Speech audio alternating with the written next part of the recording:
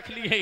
अल्लाह अकबर, हालात देख रहे हैं ना आप। आज हमारे मुस्लिम मुआशरे में अगर किसी के यहाँ 3-4 बेटियां हैं, रात में नींद नहीं आती उस गरीब को, रातों में उठ उठ करके रोता है, कहां से इतना जहेज इकट्ठा करूं, कहां से इतने पैसे लेकर आऊं, कहां से इतना सरमाया लेकर आऊं कि अपनी बेटियों के हाथ पीले कर सकूं। वो बेटियां अपने बाप का रोना देखती हैं, वो बेटियां अपनी माँ का रोना देखती हैं। बेचारा रक्षा चलाने वाला गरीब, टुक टुक चला करके अपने बच्चों का पेट भरने वाला गरीब कहां से इतना जहेज इकट्ठा करे कि अपनी बच्चियों के हाथ पीले कर सके। एक बेटी की शादी में इतना कर्ज हो जाता है उस गरीब के ऊपर कि और बेटियों के बालों में चांदी उतर आती है और बेटियों के बाल सफेद पड़ने लगते हैं। उनकी शादी का वक्त तक नहीं आ रहा है, उनकी शादी का नंबर तक नहीं आ रहा है।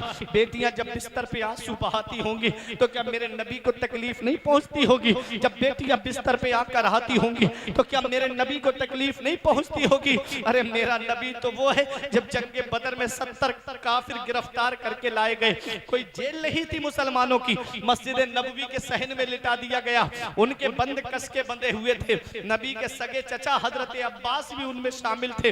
नबी थोड़ी देर आराम के लिए लेटे, नबी के कानों में उनके कराहने की और रोने की आवाज आई तो नबी बाहर तशरीफ लाए। नबी ने सहाबा से फरमाया, मेरे सहाबा इनके बंद खोल दो, इनके कराहने से मुझे तकलीफ पहुंच रही है। वो मेरा नबी जो काफिरों का कराहना न देखे, वो मेरा नबी जो काफिरों का रोना न देखे। बताओ, जब मुस्लिम बेटियां बिस्तरों पे जहेज की लंबी लंबी डिमांडों की वजह से रोती होंगी तो मेरे नबी को कितनी तकलीफ पहुंचती होगी, पैगंबर इस्लाम को कितनी तकलीफ पहुंचती होगी। आज हम अपने नबी के दिल को तकलीफ पहुंचा रहे हैं। याद रखना प्यारे मुसलमानों, मैंने बड़े से बड़े अमीर को फकीर होते हुए देखा है और मैंने गरीब से गरीब इंसान को अमीर होते हुए देखा है। उस रब की पकड़ से डरो, इन्ना बत्शा रब्बिका लशदीद, तेरे रब की पकड़ बहुत सख्त है। जब अल्लाह पकड़ता है तो फिर कोई छुड़ाने वाला नहीं मिलता, इसलिए उस रब की पकड़ से डरो। अरे शादी करो तो ऐसी करो सादगी के साथ जैसे अली का अक्द हुआ फातिमा के साथ। कोई इंसान किसी इंसान को क्या देता है? आदमी सिर्फ वसीला है, खुदा देता है। हमने बोले, एक साहब हमारे पास आए, बोले मौलाना साहब मैं शादी वहां से करूंगा जहां मुझे शादी में बाइक मिलेगी, 2 व्हीलर चाहिए मुझे, मोटरसाइकिल। हमने कहा परेशान क्यों होते हो, तुम्हें मांगी हुई गाड़ी पे बैठना है ना, ठीक है मेरे साथ जुमे में चलना। अल्लाह ने वो हुनर दिया है, 1 जुमा 2 जुमा 3 जुमे तकरीर करूंगा लगातार और मैं तेरे लिए इतना चंदा इकट्ठा करा दूंगा कि एक मोटरसाइकिल आ जाएगी। तू रुमाल बिछा के मस्जिद के दरवाजे पे बैठ जाना, मैं कह दूंगा कि इसको मांगी हुई गाड़ी पे बैठना है। आंखें चढ़ा के मुझसे बोला, मौलाना क्या तुमने मुझे भिखारी समझ रखा है? अरे हमने कहा जालिम, भिखारी सिर्फ उसे नहीं कहते जो दरवाजे दरवाजे कटोरा लेकर मांगे, भिखारी सिर्फ उसे नहीं कहते जो झोली फैला करके दुकान दुकान मांगता हुआ फिरे, भिखारी उसे नहीं कहते जो चौखट चौखट मांगता हुआ फिरे। अरे भिखारी उसे भी कहते हैं जो जहेज की लिस्ट बना करके ससुराल के दरवाजे पे मांगता हुआ। भिखारी वो भी होता है, भिखारी उसे भी कहते हैं। याद रखना, कोई इंसान किसी इंसान को क्या देता है? आदमी सिर्फ वसीला है, खुदा देता है। आदमी सिर्फ वसीला है, खुदा देता है। हर चीज अल्लाह देता है। उस रब की पकड़ से डरो। बेटा भी अल्लाह ने दिया है, नूरे नजर भी अल्लाह ने दिया है। जिस दिन उसने जिंदगी की डोर काट दी ना, उस दिन कोई तुम्हारे आंसू पोंछने वाला नसीब नहीं होगा। इसलिए उस रब की पकड़ से डरो, किसी के दिल दुखाने का सबब ना बनो, दिल जोड़ने का सबब बनो। मौलाना रूम फरमाते, अज हजार हा काबा यक दिल बेहतरस्त, दिल बदस्ताबुर के हज अकबरस्त। किसी मुसलमान का दिल रख लेना, किसी मुसलमान का टूटा हुआ दिल जोड़ देना, ये हज अकबर है। अल्लाह ताला बड़े वाले हज का सवाब अता फरमाए। आज हम दिल तोड़ने का सबब बन रहे हैं, दिल जोड़ने का सबब नहीं बन रहे हैं। आज गरीब आदमी कभी मंगनी के नाम पे, कभी दिखनौर के नाम पे, कभी जहेज में कैश के नाम पर, कभी गाड़ी के नाम पर, और जब शादी हो जाए तो बच्चा पैदा हो जाए तो छोचक के नाम पर। हमारे तरफ तो एक जगह तो छोचक में बुलेट मांगी गई थी कि लड़के की पैदाइश हुई है, नानी से कहो कि बुलेट लेकर के आए। अल्लाह, ये हाल गरीब आदमी बेचारा, 3.25 लाख के करीब बुलेट आ रही, कहां से लेके आए? नहीं दे रहे हैं तो उसकी बच्ची को सताया जा रहा है, नहीं दे रहा है तो उसकी लाडली के ऊपर जुल्म किए जा रहे हैं। पूरा पूरा घर मारता है माँ। अपनी बच्चियों को जब रुखसत करना ना तो ये कहे के मत करना कि बेटी तेरा घर ये नहीं है, तू तो पराए घर की है, ये मत कहना अपनी बेटियों से।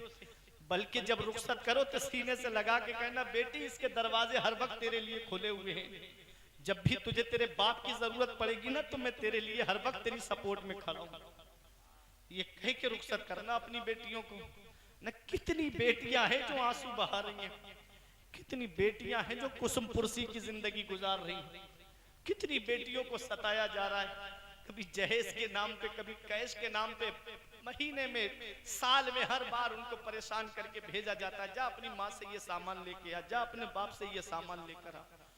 जहेज के नाम, अरे तुझे भीख ही मांगना थी तो चौराहे पे खड़ा हो जाता, कटोरा लेके खड़ा हो जाता, तुझे भीख मिल जाती। हमने कहा हमने मांगने से मना नहीं किया है, मांग, लेकिन मांग कहां मांगना चाहिए? तो ये मुझसे नहीं, बरेली के इमाम से पूछो कि हम मांगना चाहते हैं, हम कहां मांगे? तो आला हजरत के गुंबद से आवाज आएगी, कौन देता है देने को मुंह चाहिए, कौन देता है देने को मुंह चाहिए, देने वाला है सच्चा हमारा। नबी की चौखट से मांगना, नबी की बारगाह से मांगना। अरे ये दुनिया वाले देंगे, 5-6 लाख रुपए अगर कैश मिल भी गया तो 1-2 साल में खर्च हो जाएगा, और जब नबी देंगे तो इतना होगा कि किसी के सामने हाथ फैलाने की जरूरत नहीं पड़ेगी। आला हजरत फरमाते हैं, वाह क्या जूदो करम है शहे बतहा तेरा, नहीं सुनता ही नहीं मांगने वाला तेरा। नारे तकबीर, नारे रिसालत, मसलके आला हजरत, फैजाने आला हजरत मुफ्ती फुरकान मंजरी साहब किबला। नबी की बारगाह से मांगो ना, और कहो कि मांगेंगे मांगी जाएंगे, मुंह मांगी पाएंगे, सरकार में ना लाहे ना हाजत अगर की है, ये कहो कि बा खुदा खुदा का यही है दर, नहीं और कोई मफर मकर, जो वहां से हो यही आके हो, जो यहाँ नहीं तो वहां नहीं। नबी की चौखट पे मांगो ना, रब की बारगाह में जाके मांगो ना। अरे जब अल्लाह देगा, उसका रसूल देगा तो घरों का गुजारा होगा, वरना किसी इंसान के देने से कुछ गुजारा नहीं। कोई इंसान किसी इंसान को क्या देता है? आदमी सिर्फ वसीला है खुदा देता है, आदमी सिर्फ वसीला है खुदा देता है। मेरे प्यारे मुसलमानों, जब शादी चलती है, जब शादी हो जाती है ना, रिश्ता हो जाता है ना, और जब देखा तो नाचता हुआ जा रहा है लड़की का बाप। हमने कहा क्या बात? कहते अरे मौलाना तुम्हें क्या पता, नाम तो सुल्ताना डाकू का मशहूर है, लेकिन आज मैं इतना समेट के लाऊंगा कि वो जितना एक महीने में नहीं समेट पाता था, उतना मैं आज एक दिन में लेके आऊंगा। लड़की वाले के यहाँ झाड़ू ना फेर दी तो मेरा नाम नहीं। क्या बात है? बहुत अच्छी बात है, जा रहे। 2-3 महीने के बाद रोते हुए आ गए, बोले मौलाना साहब मेरा बेटा गया। हमने कहा इन्ना लिल्लाहि, इतना ही पड़ा था। बोले अरे मरा नहीं है, मेरे हाथ से गया। हमने कहा कहाँ गया? हमने कहा कहाँ गया? कहते हैं बहू ने अपना चूल्हा अलग कर लिया, वो ना माँ से बात कर रहा है ना बाप से बात कर रहा है। अब परेशान है, हम जाएं कहाँ? बेटा बात नहीं करता है, अब तो वो अपनी बीवी का कहना मान रहा है।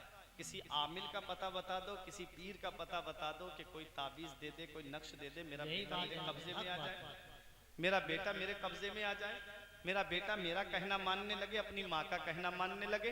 अरे बहू ने तो बहुत बड़ा गलत काम कर दिया। हमने कहा उसने क्या गलत काम कर दिया? कहा मौलाना तुम भी उसी की तरफ से बोलने लगे। हमने कहा क्या गलत काम कर दिया? कहा कि अरे मौलाना मेरे बेटे पे कब्जा कर लिया, तुम कहते हो कि क्या काम कर दिया? अरे मैंने कहा उसने गलत क्या किया है? अरे उसने गलत क्या किया? तो अब मुझे बताओ, एक बात से मैं आपसे पूछना चाहता हूँ, जब इंसान कोई चीज बेचता है तो जो उसकी कीमत चुकाता है माल उसका होता है कि नहीं होता है? जब इंसान, मिसाल के तौर पे ये मोबाइल मेरा है, मैं आपके हाथ बेच दूं इसको, तो आप इसकी अगर कीमत मुझे दे देंगे तो ये माल आपका हुआ कि नहीं हुआ? शादी में जहेज के नाम पर, कैश के नाम पे तुमने डिमांड रखी, और लड़की के बाप ने वो तुम्हारी डिमांड को पूरा करके अपनी बेटी के लिए उसको खरीद के दिया है। बताओ उस पे खरीदने वाले का हक हुआ कि नहीं हुआ? इसलिए उस लड़की का इसमें क्या कसूर है? उसके लिए क्या कहते हो? काश तुमने अपने बेटे की शादी सुन्नत के मुताबिक की होती, नबी की शरीयत को सामने रख के की होती, तो तुम्हारी बहू तुमको सास ससुर नहीं अपने माँ बाप का दर्जा देती हुई नजर आती, और तुम्हारा बेटा कभी तुम्हारे हाथ से नहीं जाता बल्कि पूरी जिंदगी तुम्हारा गुलाम बन के तुम्हारी खिदमत करता हुआ नजर आता। किसी का दिल दुखा के रिश्ता नहीं करना, दिल जोड़ करके रिश्ता करना। 500-500 की बारात, 600 की बारात लेकर के लड़की वालों के यहाँ जाते, इतनी लंबी लंबी, और वो गरीब आदमी बेचारा कहां कहां से पैसे इकट्ठे करके खाने का इंतजाम करता है। और ये बाराती खाना खाया, वो हाथ जोड़ रहा बेचारा कि खाने में कोई कमी हो तो माफ कर देना, खाने में कमी रह गई हो तो माफ कर देना। और ये बाराती खाना खा के एक तरफ लकड़ी से दांत कुरेद करके कहते हैं कोरमे में मजा नहीं आया, रोटी में मजा नहीं आया, नाश्ता अच्छा नहीं दिया था। हंसने की बात नहीं, रोने की बात है। आज जिस गरीब की बेटी के यहाँ जाकर के तुम उस गरीब की गुर्बत का मजाक उड़ा रहे हो ना, तुम्हारे आगे भी बेटियां या बहनें होंगी। कहीं ऐसा ना हो कि तुम्हारी गुर्बत का भी मजाक उड़ जाए, कहीं ऐसा ना हो कि तुम्हारी भी बेइज्जती बरसरे चौराहे हो जाए। इसलिए मेरे आका ने फरमाया जो किसी मोमिन के ऐबों को छुपाएगा अल्लाह ताला कयामत के दिन उसके ऐबों को छुपाएगा। जब किसी के यहाँ बेटी की शादी में जाओ तो घर से खा के जाया करो, क्योंकि वो गरीब कहाँ से जमा करके रखता है, कहाँ से लेकर के आता है। और खाने में कभी ऐब मत निकालना। मेरे आका का फरमान है खाने में ऐब मत निकालो, अच्छा लगे तो खा लो, अच्छा ना लगे तो मत खाओ। खाने में ऐब मत निकालो, कमी मत निकालो। ही हाल घरों का है, घरों के अंदर अगर खाने में कोई कमी है, खाने में अगर कोई कमी है तो खाने में ऐब मत निकालो। क्योंकि एक बेचारी औरत ऐसी शिद्दत की गर्मी में किचन में खड़े होके कैसे खाना बनाती है, कैसे खाना तैयार होता है, और ये साहब आए और उसमें खाने में ऐब निकाल के उसका दिल तोड़ देते। किसी के दिल तोड़ने का सबब मत बनो, दिल जोड़ने का सबब बनो। दिल तोड़ने का नहीं, दिल जोड़ने का सबब बनो। ये शादी है, ये शादी की महफिल है। नबी ने फरमाया निकाह मेरी सुन्नत है, हम नबी की सुन्नत अदा करने जा रहे हैं। और सुन्नत के मौके पर बैंड बजवाएं, शादी में डांस पार्टी नाचे, तो बताओ शादी का कार्ड छपवाया तो उस पे लिखा है शादी मुबारक। तवज्जो दीजिएगा मेरी तरफ। शादी का कार्ड छपवाया तो लिखा है शादी मुबारक, बड़ा बड़ा लिखा है शादी मुबारक। मौलाना अय्यूब साहब बैठे हैं, सबकी तवज्जो। मुबारक के माना जानते हो? बारका युबारे को बरकत से बना मुबारक, जिसके माना आते हैं ऐसी शादी जिसमें बरकत हो, ऐसी शादी जिसमें बरकतें नाजिल हों। जरा दिल पे हाथ रख के मुझे बताओ, जिस शादी में बैंड बजे क्या उस शादी में बरकत होगी? जिस शादी में डांस पार्टी नाचे क्या उस शादी में बरकत होगी? कभी नहीं। ये मौलवी गुलाम हजरत अली साहब ने जो है अपने बेटे की शादी के मौके पे, निकाह के मौके पे अल्लाह और उसके रसूल के जिक्र की महफिल को सजाया है। ऐसी शादियों में बरकत होती है। अल्लाह और उसके रसूल के जिक्र को सजाओ अपने बच्चों की शादी के मौके पे। बहुत अच्छा, अपने बच्चों की निकाह के मौके पे अल्लाह और उसके रसूल के जिक्र की महफिल को सजाओ। मैं पैगाम ये देना चाहता हूं कि जिस शादियों में बैंड बजे, डांस पार्टियां नाचे, उन शादियों में अल्लाह की बरकतें नाजिल नहीं होती हैं। जिन शादियों में हल्दी की रस्म के नाम पे बेपर्दगी का बाजार गर्म किया जाए, उन शादियों में बरकत नहीं होती है। जिन शादियों में हल्दी की रस्म के नाम पे, ये हल्दी की रस्म, मेहंदी की रस्म कहाँ से आई? ये हमारी शरीयत में तो है नहीं, कहीं हदीस में तो है नहीं, कहीं फिक़ा की किताबों में तो है नहीं। ये कहाँ से आई? ये सीरियलों के जरिए आई, ये नाटकों के जरिए आई, ये फिल्मों के जरिए आई। लव स्टोरी वाली फिल्में देखी, अफेयर वाली फिल्में देखी, सीरियल देखे, उन सीरियलों में हल्दी की रस्म चल रही है, मेहंदी की रस्म चल रही है। इसको अपनाते हुए हमारी कौम के नौजवान नजर आते हैं, इसको अपनाते हुए मेरी कौम के मुस्लिम बच्चे नजर आते हैं। बताओ क्या वो तुमको कयामत में बख्शवा लेंगे जिनकी तुम नकल उतार रहे हो? अरे उस पैगंबर को देखो जो मेरा नबी रातों में रोता था इस उम्मत के लिए, रब्बे हबली उम्मती, ए अल्लाह मेरी गुनाहगार उम्मत को बख्श दे, ए अल्लाह मेरी गुनाहगार उम्मत को बख्श दे। जब नबी इस दुनिया में तशरीफ लाए तब भी हम गुनाहगारों को याद करते हुए आए, जब नबी मेराज को तशरीफ ले गए तब भी हमको नहीं भूले, और जब नबी इस दुनिया ज़ाहिरी से तशरीफ ले गए, जब कब्र अनवर में नबी को उतारा गया तो नबी के लबहाए मुबारक हिल रहे थे। एक हजरत फजल बिन अब्बास या हजरत उमर फारूक आजम, इनमें से दो में से कोई एक कब्र अनवर के अंदर उतरे और कान लगा करके सुनते हैं और कहते हैं लोगों इस वक्त हमारे नबी अपनी गुनाहगार उम्मत को याद कर रहे हैं। अल्लाह अकबर, वो पैगंबर जो वक्त विलादत हमको नहीं भूला, जो मेराज की रात हमको नहीं भूला, अरे वो नबी जो शबे मेराज हमको नहीं भूला, जो नबी दुनिया जाहिरी से तशरीफ ले जाते वक्त हमको नहीं भूला। आला हजरत फरमाते जो ना भूला आज तक हम गरीबों को रजा, जो ना भूला आज तक हम गरीबों को रजा, याद उसकी अपनी आदत कीजिए, कीजिए चर्चा उन्हीं का सुबह शाम, जाने काफिर पर कयामत कीजिए, गैज़ में जल जाए बेदीनों के दिल, या रसूल अल्लाह की कसरत कीजिए। मेरा नबी हर वक्त हम गुनाहगारों को याद कर रहा है, और हम मुंबई के आवाराओं के तरीके पे चल रहे हैं, मुंबई के उन एक्टरों के तरीके पे चल रहे हैं। हमारी माँ बहनें सीरियल देख करके उनके तरीकों को अपना रही है, जो इनको जानती तक नहीं, जो इनको पहचानती तक नहीं। अल्लाह अकबर, हजरत फातिमा की सीरत को अपनाओ, हजरत ज़ैनब की सीरत को अपनाओ, हजरत सकीना के किरदार को अपनाओ, इनके शरीर इनके तरीके को अपनाओगी तो कयामत के दिन हजरत फातिमा की शफाअत नसीब होगी, हजरत ज़ैनब की शफाअत नसीब होगी। और मेरे भाइयों याद रखो, हम दुनिया में चंद दिन के लिए आए हैं, हमेशा रहने के लिए नहीं आए हैं। बड़े बड़े दौलत वाले दुनिया से चले गए, बड़े बड़े पैसे वाले दुनिया से चले गए, बड़े बड़े सरमाए वाले दुनिया से चले गए। अभी 3 साल पहले कोरोना काल में तुमने नहीं देखा कैसे कैसे दौलत वाले पड़े रहे हॉस्पिटल में, उनके घर वाले लेने तक नहीं गए। तुमने देखा नहीं कितनों को इलेक्ट्रिक करंट लगा करके वही जला के राख कर दिया गया। गंगा नदी के किनारे कितने लोग बेगोरो कफन के पड़े हुए थे, उनके परिजन उन्हें देखने तक नहीं गए, उनके घर वाले उन्हें देखने तक नहीं गए। अरे किस्मत वाला है वो बाप जो औलाद के कांधे पे कब्रिस्तान चला जाए, किस्मत वाला है वो भाई जो अपने भाइयों के कांधे पे कब्रिस्तान चला जाए, किस्मत वाला है वो मुसलमान जो अपने मुसलमान भाई उसकी नमाज जनाजा पढ़ करके उसे कब्रिस्तान में रुखसत करके आए। अरे बड़े बड़े दौलत वाले चले गए, बड़े बड़े पैसे वाले चले गए, जो पहली लहर में बच गए वो दूसरी लहर में निकल गए। और ऐसी आई थी दूसरी लहर कि बड़े बड़े दौलत वाले लाखों रुपये हथेली पे रख करके ऑक्सीजन तलाश करते हुए फिर रहे थे, उनको ऑक्सीजन नसीब नहीं हुआ। और अगर किसी को मिल भी गया तो हॉस्पिटल में बेड नसीब नहीं हुआ। कोई तांगे में ऑक्सीजन चलवा रहा है, कोई घर की चारपाई पे ऑक्सीजन चलवा रहा है, कोई रक्शे के अंदर ऑक्सीजन चलवा रहा है। बड़े बड़े डॉक्टर घुटनों के बल गिर गए, बड़े बड़े वैज्ञानिक घुटनों के बल गिर गए। दुनिया को पर मेरे रब ने एक पैगाम दे दिया, बंदा हो बंदा बन के रहना, तुम्हारे चाहने से कुछ नहीं होता है, वही होता है जो मंजूर खुदा हो। नारे तकबीर, नारे रिसालत, मसलके आला हजरत, फैज़ाने आला हजरत, जश्ने गौसुल वरा, जश्ने ईद मिलादुन नबी, मुफ्ती फरकान मंजरी साहिब किबला। वही होता है जो मंजूर खुदा होता है। उस रब की पकड़ से डरो। जब अल्लाह पकड़ता है तो फिर कोई छुड़ाने वाला नहीं। अल्लाह की पकड़ से डरो। कभी दौलत पे घमंड आने लगे, कभी पैसों पे तकब्बुर आने लगे, कभी बिल्डिंगों पे फख्र होने लगे, तो एक चक्कर कब्रिस्तान का लगा लिया करो। वहां तुमसे ज्यादा दौलत वाले लेते हैं, वहां तुमसे ज्यादा पैसे वाले लेते हैं, वहां तुमसे ज्यादा सरमाए वाले लेते हैं।